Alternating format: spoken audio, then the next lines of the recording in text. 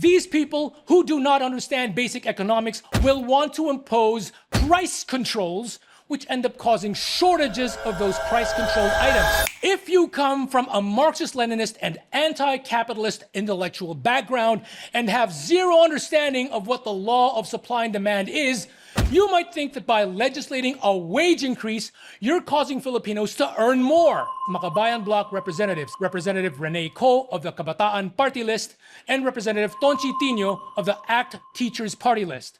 This one aims to bring the daily minimum wage in the entire Philippines up to a whopping 1,200 pesos per day. Sounds like great work by Representatives Tinio and R. Co, right?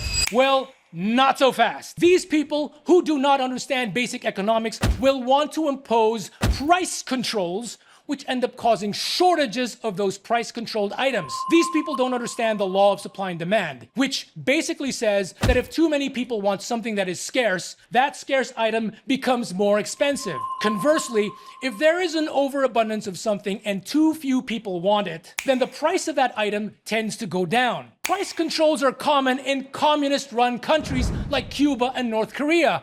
They also used to be common in the former Soviet Union, China, and Vietnam until the Soviet Union ceased to exist and China and Vietnam reformed themselves, became pro-business, and adopted market economics. The ongoing joke is that Pinoy communists want to repeal the law of supply and demand because they think it is a man-made law, not understanding that, in reality, this is just nothing else but the physical and material concept of scarcity versus abundance. Under a normal market-oriented society, prices of very in-demand items might temporarily go higher, thereby incentivizing businesses to produce more of that in-demand product.